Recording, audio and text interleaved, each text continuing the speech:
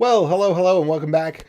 I'm AJ O'Neill. This is Beyond Code Live, and we are here to talk about const, let, and var. This is kind of an intermediate JavaScript concept, and the reason I say that it's intermediate is that there's a lot of nuance, and you have to be somewhat familiar with how JavaScript works in general and how some other programming languages work in general. So I'm AJ O'Neill. If you want to follow the content that's like this, that's @_beyond_code. And if you want to follow in on the live streams, which may be what you're watching this on now, and be able to comment and interact and get an invite to the Discord and all that, that's twitch.tv/CoolAJ6. With that out of the way, let's jump right in. And by the way, hello to the regulars, and thank you for joining in. Feel free to ask questions and comment, whatnot.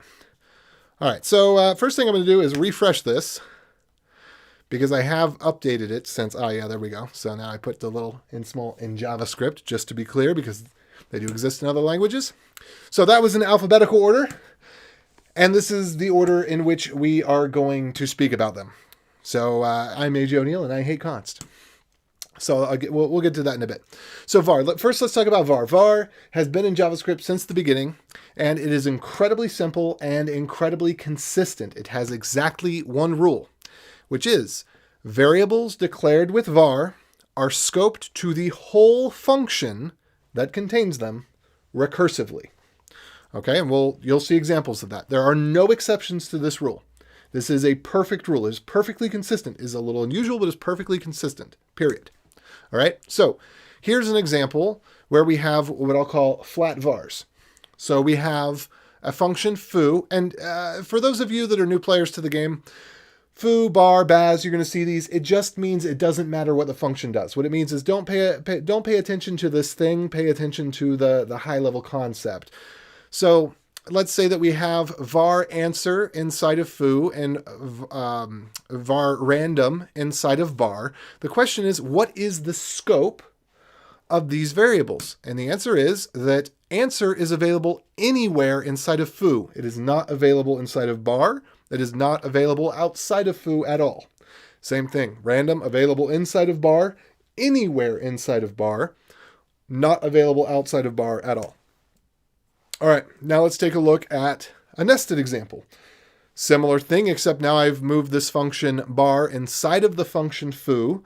So where is the scope? Well, answer is going to be scoped to anywhere inside of foo and anywhere inside of bar. And then random is scoped anywhere inside of bar. So trick question number 1 is, what's the scope of awkward here? So here on line 10, here's awkward. What is the scope of awkward? There's only one rule, which is that variables declared, the declaration of the variable is to the whole scope of the function. So awkward is available up here, over here. It is available anywhere. Now, it is specifically assigned on line 10, so if you were to use it somewhere that, how to explain this? Any function that it's used within, if it was used within bar, that's not a problem because it will actually get to line 10 before it gets down to wherever bar is called. But if we had used it, say, on line 3, we would kind of sort of get an error, but it wouldn't be the error that awkward doesn't exist. It would be something else.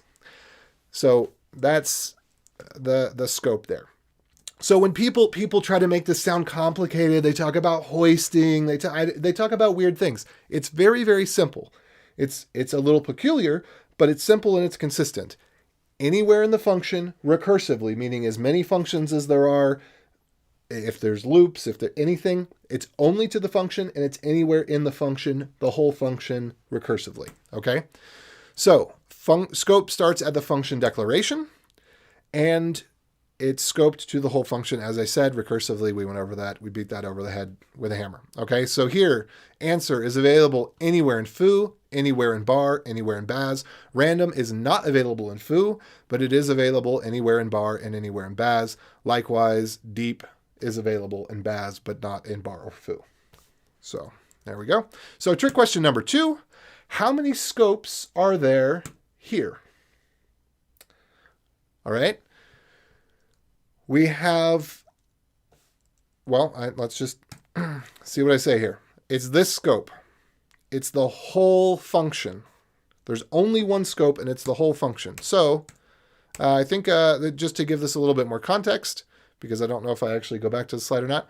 So var silly, the reason that I'm calling this var silly is because it is silly to put a var inside of a for loop because the var is scoped to the function. It's silly to put a var inside of the for declaration because the variable is scoped to the for loop. So there's not a new silly for every single iteration of this loop. It's the same silly every time. All right, so there's one function, one scope. All var have whole scope function, whole function scope. All right, trick question number 3. What's the scope of no func? Now, this is something we didn't cover, but it's pretty simple. There is no scope. No function, no scope. Now, if a variable does not have scope, that means it is not contained. If it is not contained, then it is everywhere, and it is a global. So the rule is consistent, again, although unusual. So my conclusion about var is different, but not bad, because it is consistent and it's simple to understand, especially if you're a new programmer. If you're an experienced programmer, you expect all these things. You want all these different scopes. You want all these different rules because you're used to that. But if you're coming into JavaScript as a beginner, var is really simple. And if you're thinking about how to implement JavaScript as a language, var is really simple. So that's kind of the benefit to it. Now, const is tarded, and I will get to this. Number 1, the thing that I don't like about it, which is not the important thing, this is just what's stupid, is the appropriation of the word const. So this is what a const should look like. And so what we have here is const, capital letters, pi equals, and then some constant, something that will never change throughout the universe, time, and history. And so this is a quote from the Rust for Rustaceans book, which it describes how const normally behaves in most languages. And so I thought that was apt. The const keyword declares the following item as a constant. Constant items can be completely computed at compile time. This is important for what a constant has been for all of the history of computer science. And any code that refers to them is replaced with the constant's computed value during compilation. A constant has no memory or storage associated with it. It is not a place. You can think of a constant as a convenient name for a particular value. Thank you, John Jingset. All right, so const means constant. Const can be computed at compile time. The value of a constant doesn't change. These are like a constant. And conventionally, it also is going to have, it's going to be in all caps. So we use that as an indication to the reader. Anywhere in the program that you look at it, you can visually tell, oh, this is meant to be a constant. This value isn't changed, etc. So, but that's not how it is in ECMAScript. ECMAScript doesn't really obey any of those rules except for one, kind of, sort of, sometimes. So as you can see here, greeting, every time this function greet is called, greeting is going to be a different value. It is not constant in that sense. It is, in fact, a variable. And so if it can't be computed ahead of time, it is not a constant. If this were part of, say, a macro, then we could say, yeah, sure, it could be a constant, because it could be, if it was a macro that could be computed at compile time, and this was the syntax of the macro, sure, we could do that. But that's not the case. All right, here, this just defies all reason. Const items equals empty array, and then you can push onto the array. That is completely mutable. So can it be mutated at all? If so, it is absolutely certainly not a constant. And so people will say it's an immutable reference. And to that I say an immutable reference is no more a const than acne is a cancer. Okay? You don't go to the doctor and say, hey, I think I have a pimple, and the doctor freak out and say, oh, it's cancer. You know, you don't get to, I mean, people do this all the time, but the const is a superlative in programming languages. It has a definitive meaning, and it's very extreme. And to just say, well, it's kind of sort of an immutable reference sometimes, it's not a constant. Anyway, so that's why I hate it. People say, but if I do it with an integer, it throws an error. It's an immutable reference, but it's not a constant. All right, so that's really not the important part. I spent too much time on it. That's just because of my emotional grr inside, right? But part B, what I'll call just moral cause, is that people have developed a religion around functional programming and immutability, And so it's a just moral cause to use constant because it's just and it's moral.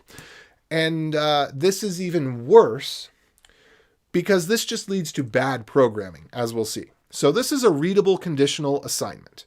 We have greet, we have a var foo, and we say if there's a name, then foo. Oh, whoops, there's actually a typo in this. This should be a template string, but forgive me for that. So this foo is equal to this, otherwise foo is equal to that. And we could do this a couple different ways depending on how we want. I just wanted to make this super clear and super readable. There's no ambiguity as to what this function does. And then with const brain drain, this is the kind of crap that people write. Again, forgive the typo. I'll fix that and as soon as we're done with this. So if this is just not clear. First of all, const foo, it's obviously not a constant because it's completely conditional as to what it is. But because in JavaScript, consts don't behave in a sane way. So in other languages, you could have, let's say, an immutable reference, not necessarily a constant, because constant must be compilable at compile time, and that could include macros, like what Zig does. But let's say that this was supposed to be just an immutable reference. Well, normally with an immutable reference, you can declare the immutable reference on one line, and then you can assign it on another line. So this would work, say, for example, in Rust, we could do let foo, and then foo equals this, or foo equals that, and that's perfectly valid because foo is immutable, and you can assign to it once, and that's acceptable. Oh no, hold on. We just skipped a billion slides here. Let me see if I can get back there. Sorry about that. Okay.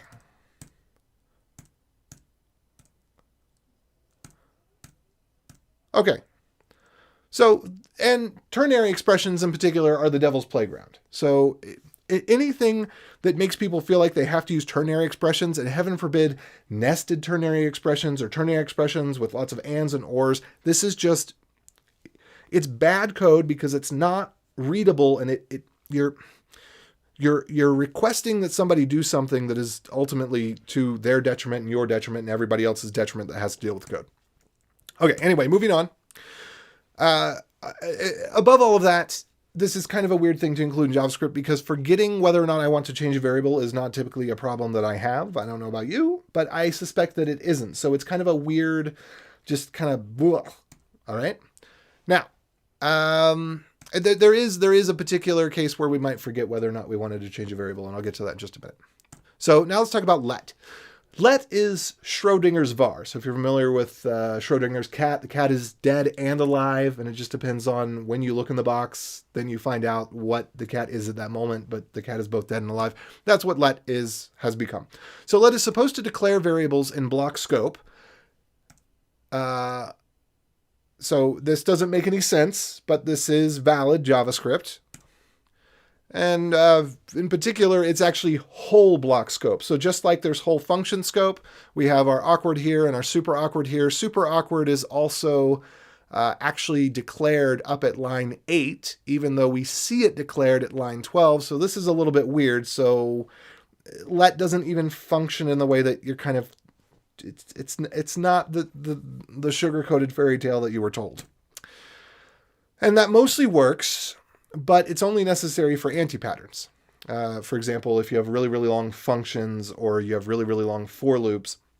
So that the types of things that let enables you to do are typically things that are code smells. And let also breaks switch, which, you know, and this is an example of how let will break switch. So this is why I called it Schrodinger's var, because just like we saw before, it still is scoped to the entire block, which has this thing called the temporal dead zone. Basically, you can get weird errors in your code because of that. And this is similar. This is kind of one of them. So in case foo, we might want to declare answer equals 42. And in case bar, we might want to declare answer equals 4. Well, this won't compile because you'll get an error, or this won't run at all because you'll get a runtime error saying that answer is already declared. Okay, well, easy enough. Let's fix that. So if we then say, all right, well, we'll just let answer here, and then we'll do answer equals here, since the first thing that we do is we do let answer, then answer should be available here, but it turns out that it isn't. So let is both declared. If you try to redeclare it, you get an error, but it is also not declared because if you try to use it, you get an error. So that's the primary offender. And the way that you get around this is that you can create extra scope inside of a case, and I'd recommend you leave the break on the outside because breaks kind of apply to a block. So I'm not quite sure what happens if you put the break inside. I just keep it on the outside to be safe. But this is, there's a workaround for it, but it's a weird thing to do, and it's not a problem that we had before. So it doesn't solve these situations very well. But let does allow you to write confusing and otherwise buggy code. So for example, here's our function confusing for let count equal. This is the canonical example that people give as to why we need let, because you might want to do a set timeout in a for loop, which I won't go into the correct JavaScript coding patterns in detail here, but this is not good JavaScript code. So yes, let allows you to do these things, and it allows you to write really long functions with variables put further down in the function, but it just, yeah. All right. So here's where I think there's some missed opportunities. Problems that I do have that let and const could have solved. Number one is shadowing. So let does not enable intentional shadowing. So this is what I mean by shadowing. Shadowing in other languages, such as Rust, have this, where you can declare a variable as a string. Say you need to get user input from an input field. So you can get that as a string, and you might want to call it answer because that's what it is. That you ask for an answer, they input the answer 42. There you go. And then you might want to declare answer again, but you want to declare it this time as an integer. So you have one answer declared as a string, and then you want to say basically, okay, let's forget that answer that's a string, and we're going to declare a new answer as an int so that we could parse the integer, and then we don't have to have an answer stir and an answer num. We can just have answer. And the reason this is important is because if you just assign to answer twice, let's say I don't have a let here, then what will happen is it will slow down the JavaScript optimizer, because the optimizer will say, hey, this is a string. And then it'll say, wait a minute, you didn't declare anything different, but now you're switching the type on me all of a sudden. It was a string, now it's an int. And so this actually basically causes the JavaScript optimizer to hit a speed bump and have to slow down. And so we want the optimizer to be able to know that when we're dealing with an integer, we're always dealing with an integer. And when we're dealing with a string, we're always dealing with a string. And we're not going to switch back and forth. And this is the sort of thing that could have been solved, but wasn't. And then also, here's another type of shadowing that you'd think would be allowed, because now we have two different scopes. We have a scope foo and we have a scope bar. But the problem, because of what we talked about before, where let is scoped to a whole block, not from the area where you declare it onwards, the answer here would actually be the undeclared answer from over here. So this would not be answer the string 42. This would actually be, consider this two separate statements as if you had let answer semicolon and then answer equals parseInt answer. So this would actually throw an error because answer isn't available yet at the time that you're trying to parse it. So this is something that you could expect and would be useful, but it doesn't happen. And then const, even though it's an immutable reference and not actually constant, something that would make sense for it to do is to prevent unintentional shadowing, like this. So say, for example, the opposite case. I have a variable that I don't want to accidentally redeclare in the same scope. So I have a name up here and I have a name up here. It would have been nice if it's a constant, we shouldn't be able to redeclare it, right? But that's not the case. You can declare name in this scope, and then you can again declare name in this scope. And so you can't use const to protect yourself. And then, of course, try catch is still broken. Not that I think that this is something they reasonably could have fixed in the language with let or const, but A try catch has a specific meaning, and what it is that the stack will get rolled back and everything within the try will get undone. So if we throw an error inside of a try, which this one would execute all the time, we would expect that whatever happened above, so this line above where name equals foo, would get undone. So name would be unassigned. So name would go back to whatever its initial value and whatever its previous value was. So if we had name equals Bob up here, and then we did name equals foo and we threw an error, what we should expect is that now name would be equal to Bob, because try catch will undo whatever was done in the block of the try. However, nothing is undone, the stack is not unwound, and then you would still get foo, which is unexpected behavior if you come from any other language, and I think just kind of a bug in JavaScript. What do you do? Okay, so with all that said, this is my takeaway message. Var is the better of the three of them, because const and let fail to make ECMAScript like other languages. So if you're familiar with the way that const and let work in other languages, you're not going to get that in JavaScript. It doesn't fix JavaScript's bugs, as we've seen. It doesn't fix shadowing. It doesn't fix issues with declaring to the specific area where you intended to declare it. And it adds more bugs that didn't exist before, such as mutable constants and the temporal dead zone, issues with switch, etc. Therefore, bad idea. Now, you go and make your own conclusion. But that's all I've got to say. If you liked it, give it a like. If you'd like to have more content like this, sub and follow, click all the things. You know what to do. Now, for those of you that are watching in live, I didn't give a lot of interaction and opportunity to ask questions because I'm going through this presentation thing. I'd love to know how you liked that format, but I'm going to stick around for a minute and just let you ask some questions and hit me up with whatever you got, and we can take a minute to talk about that, and then we'll have another stream after this one that's in my more traditional live format.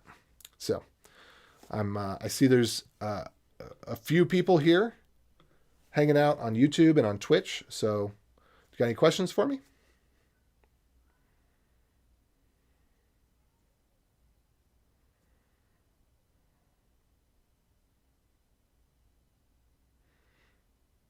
All right, well, I'm going to give it another 20 seconds or so. Wait to see if there's any questions, and then I'm just going to wrap things up. And if you're interested, go ahead and sub. The live stream that I'm going to be doing tonight, I have a couple of things on the docket here.